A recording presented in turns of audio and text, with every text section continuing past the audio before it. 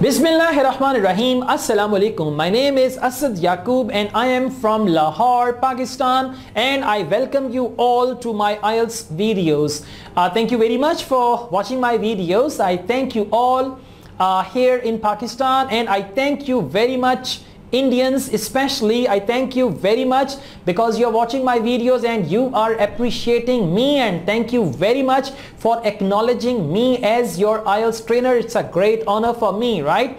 I mean, through this common purpose of IELTS, people of Pakistan, people of India can come together as well because we got a common purpose, right? And for me, I respect you all, especially Pakistanis or Indians, because I am a teacher, and for teachers, students are the same, right?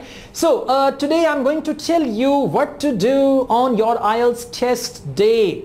The big day of your life, okay? Especially when you're taking IELTS first time, it's gonna be a big day. When you take it second time, it's gonna be a painful day. When you take it third time, it's gonna be a stressful day. And when you take it again and again and again and again and again, it's just like a pain in the neck, okay? But I want you to take IELTS with full preparation, full energy, and clear it in the first attempt, and that's it, okay? Don't take your IELTS again and again and again and again, okay? Then it's going to be quite irritating and all that stuff, right?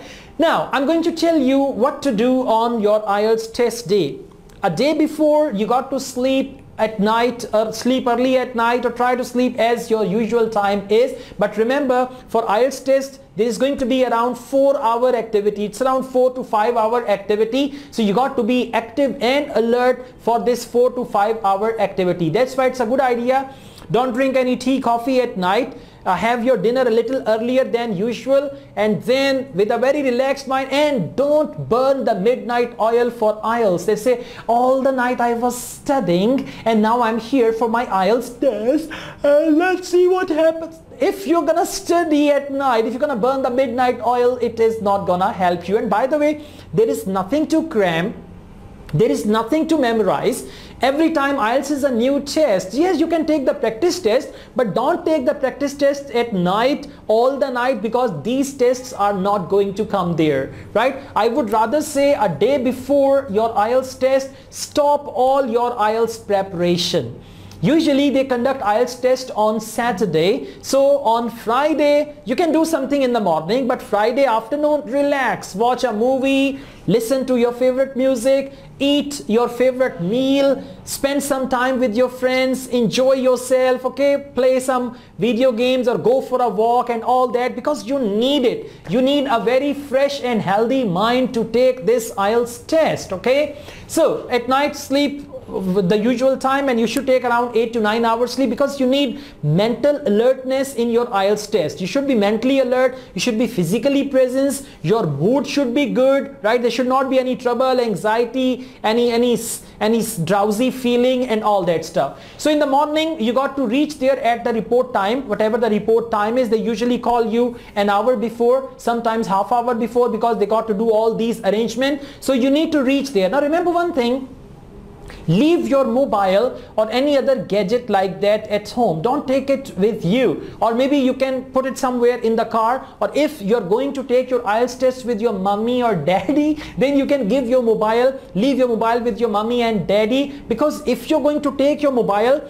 although they have the arrangement, they will take your mobile, there's going to be a long queue, they will write your number or your name on the mobile, then they will say, okay, put it on silent mode, you'll put it on silent mode, then they will put it there, and at the end of the test, there will be a long queue to get your mobile back. So it's a good idea, leave your mobile tabs or anything like that at home, and don't practice even when you are walking in the queue and you've got the book and you're practicing. Don't do that. Relax, okay? Because you know that practice is not going to favor you, but it's going to be it's going to cause some disadvantages during the test as well. It's going to cause some trouble during the test. Mentally, you will use all your mental energies in those preparation moments, especially a couple of hours in the morning. Then when you go to take your test, your mental energy will be half at that time. So don't do that, okay?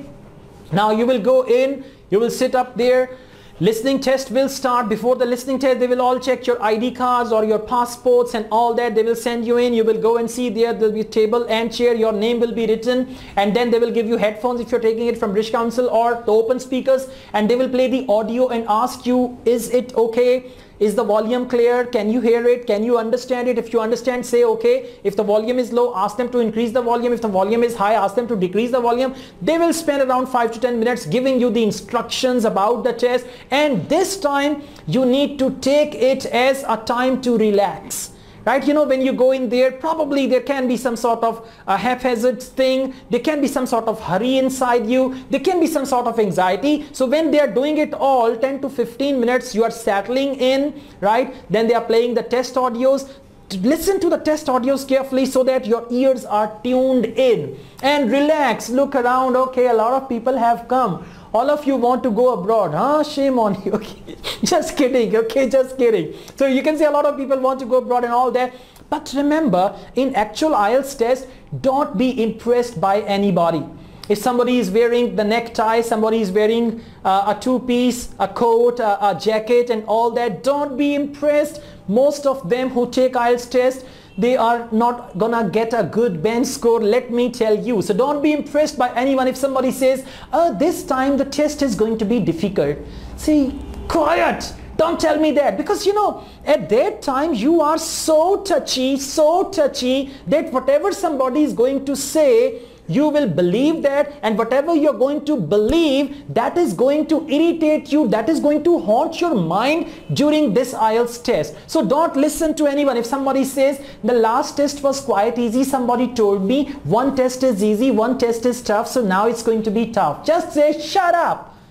Mind your own business, okay? Don't listen to anyone. You will see many people like in the sheep clothing, right? But they are the wolves. Wolves in a sense that they are going to misguide you. They are going to mislead you. They are going to divert your mind, and they are going to scare you. So be careful with all these wolves all around you, and don't try to be a wolf as well. Don't tell anybody why are you taking IELTS, what's the reason. Mind your own business. Don't even talk about IELTS test. Don't even talk about examiners. Don't even talk about how the test is going to be. Don't anticipate. Mind your own business, relax, and you know, inside you there should be a music going on. Yes, I'm here for my IELTS, and once I get good bands in IELTS, then welcome to Canada, welcome to Australia, welcome to New Zealand, welcome to UK, wherever you're planning to go. So you should have that in mind.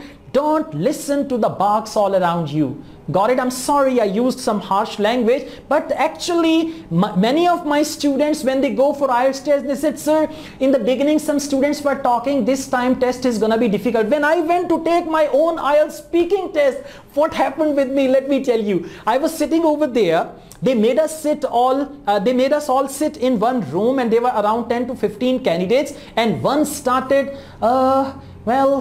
one of the candidates, she is very strict, and she never gives any good band score. Another said, yesterday my friend took his IELTS from here, speaking test I'm talking about, and he was saying, well, they are asking very difficult questions. So they started this, and then the group thinking was developed that they are not going to get good band score. And when you go with the same group thought in front of the examiner, you always get low bands, because you are expecting that. You are expecting the examiner will be tough, the questions will be difficult and all that. So please don't listen to anyone before your speaking test, and even before your actual IELTS test, reading, writing and listening.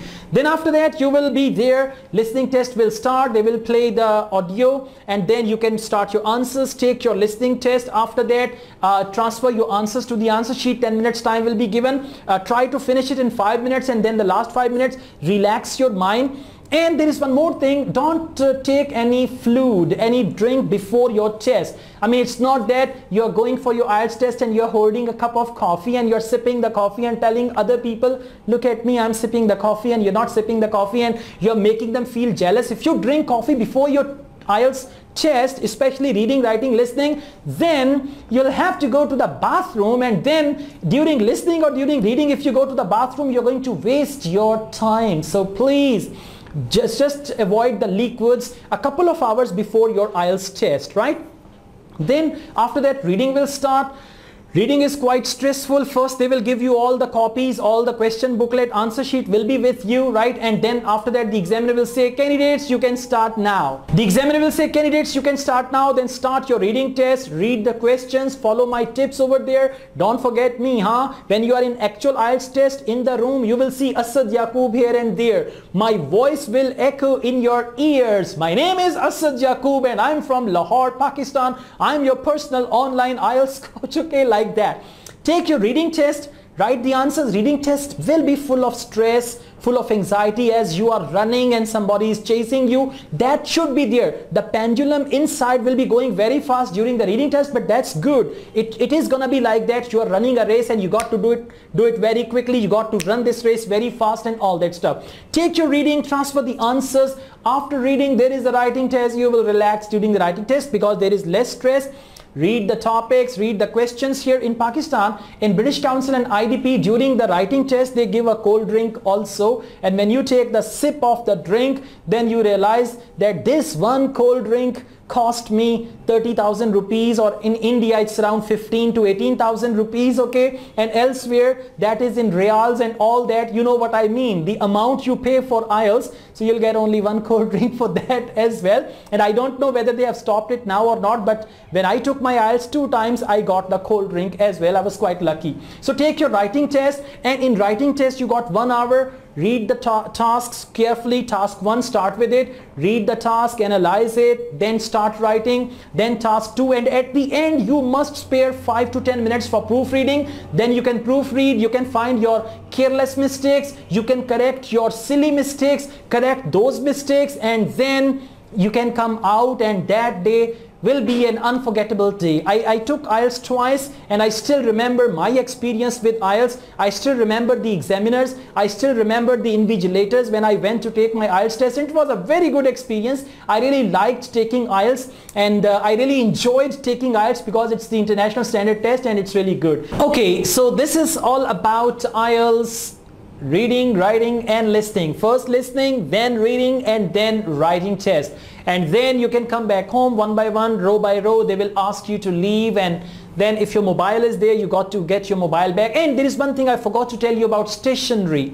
Although they can provide you the stationery upon demand, but it's not a good idea to get stationery from them. You need a clear bag, right? A clear bag. It's a small clear pouch, actually clear pouch. You need to buy a clear pouch, and in that there should be all your favorite pencils, erasers, right, and sharpeners if you need. But I mean, it's not a good idea that during your IELTS test you are sharpening the pencils and all that. You can use the pencils which are like, you know, you press the button and the lead comes out. Then along with that you can use your favorite ballpoints. I mean, I would advise you to use your favorite pen. Why favorite? I mean, since childhood, if you've been using a special brand of pen and your hand is very comfortable when you got that pen, and sometimes this happens that when we use a certain pen, our handwriting is very good. In Pakistan we got a brand of pen that is called piano. So whenever I write with piano ballpoint, my handwriting becomes very smooth and I feel very comfortable. So in the same way, once again, you got to recall your childhood, your favorite pencil, the brand, your favorite ballpoint or pointer. So in a clear bag, you need to keep all these things, and you can take all these things with you when you go to take your IELTS test, so that you don't need to ask here and there. And there should be one second plan as well, okay? I mean, if you got one pencil, no, you should have 2 pencil, 2 ballpoints, 2 erasers, something like that. You should have a plan B as well for that too. So this is gonna happen. And as far as speaking is concerned, they are going to take your speaking before or after. Sometimes it's before, within 7 days, and sometimes it's after, within 7 days. And the venue for speaking is also different. They will call you there, you would go over there, you would show your identification. After the identification, they would ask you to sit down, and then one by one they will call you there also. Don't listen to anybody around you, mind your own business when they call you. And remember, by the time when you enter for speaking test, the exam doesn't start. Sometimes some students believe, what should we say when we go inside? May I come in or what? Once I said, a student of mine asked me, sir, what should I say when I enter the room for my speaking test? I said, simply say, may I come in? He said, no, sir. Give me a very good sentence. It's IELTS speaking test. So he was taught by somebody, and that teacher said you should say, May I have the privilege to step inside the room, please? Okay, so I mean, these type of courtesies and these type of things have got nothing to do with your IELTS speaking band. The test starts when you enter, when you sit down, when the examiner checks your ID, and after that examiner takes your permission, then they start the test. For speaking, I got to give you some piece of advice. Sometimes this happens. You go for speaking, right, and when you enter the room, you are panic, or you got the panic attack, or your heartbeat is fast and all that stuff. When you sit down, don't allow the examiner to start the speaking test immediately. If your heartbeat is fast, if your heart is pounding, or if you're not feeling comfortable, you can ask the examiner, please give me 1 minute. Take long deep breath in 1 minute, and if you need water, ask the examiner. They will give you water as well. Drink some water. When you are fine, when you are relaxed, then allow the examiner to start the test. One of my students, he took his IELTS test. Here in Lahore, we've got AEO, and their examiner rooms for speaking tests, they are upstairs. So when his name was called, he was sitting down there on the sofa. They called his name and he was over alert. Don't be over alert. When your name is called, yeah, it's me, and then stand up and then go for your speaking test. You know, sometimes some people, they say, Asad Yaqub, oh yes, it's me, see, my turn, okay, I'm coming. Sorry about that, okay, they do like that. Don't overreact.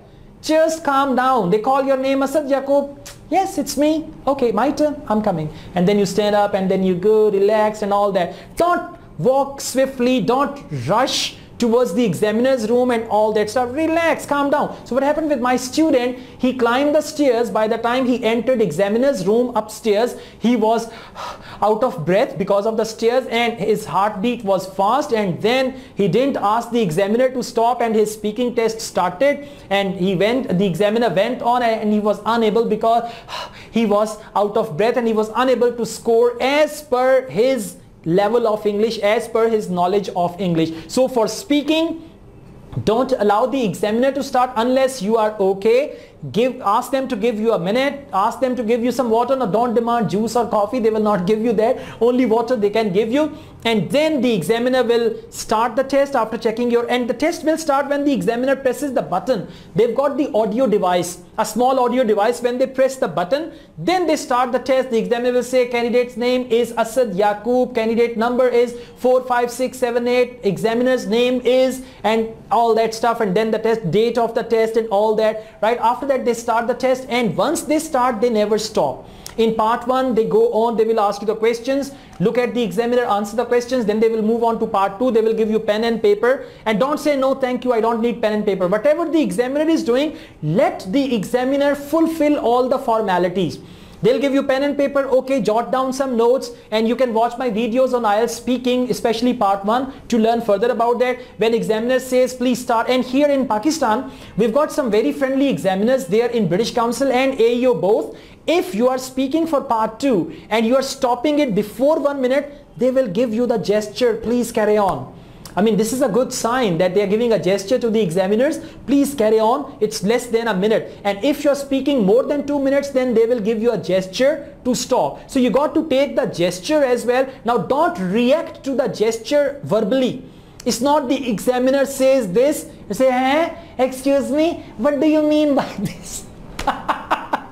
Okay, don't just do that. If examiner says, it doesn't mean you go down, all that stuff, right? You need to understand the gestures of examiners. Sometimes they're quite friendly and they help you out actually. And one thing, whether you are taking your speaking test in a marvelous way or you are spoiling your speaking test, right? The examiners are going to look at you with a smile on their face and with the very positive gestures. Yeah, you are destroying your speaking test. Your answers are terrible. Your answers are horrible. You don't understand the question. Still the examiners will go on like that.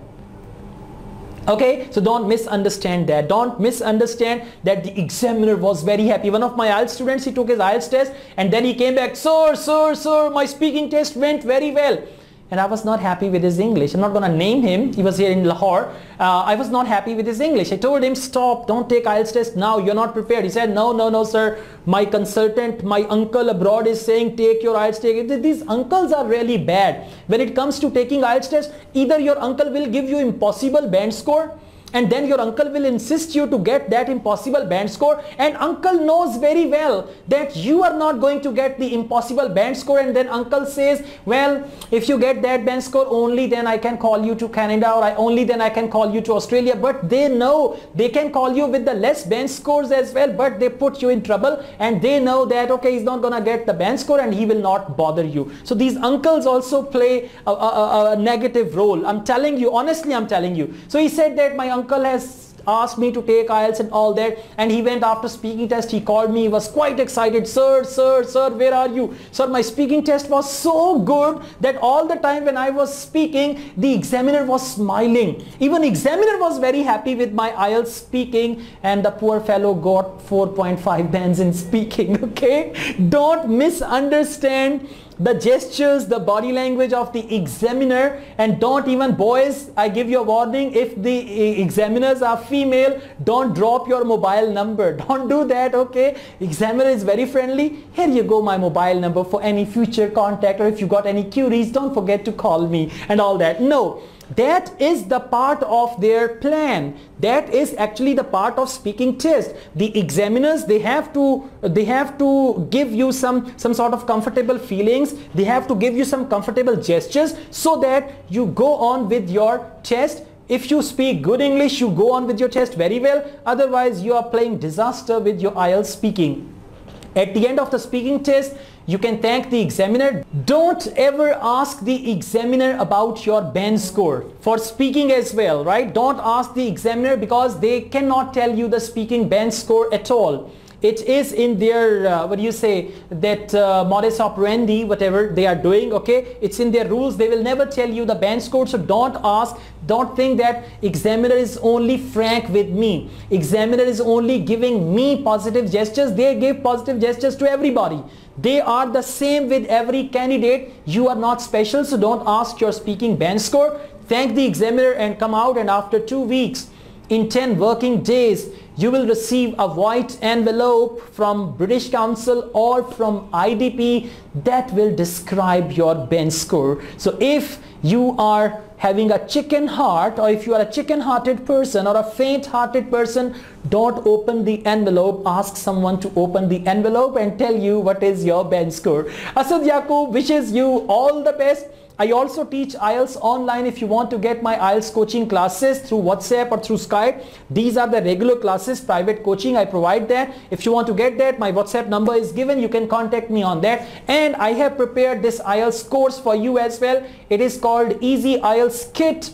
This kit has 4 books and 8 video DVDs. So if you want to prepare for IELTS with the help of this kit, in the kit there are all my videos and there are some practice tests, so you can get good band score with the help of kit as well, and you can prepare without teacher. If you want to go for self preparation, this kit is going to help you. Asad Yaqub wishes you a fantastic band score in IELTS. Take care. Allah Hafiz.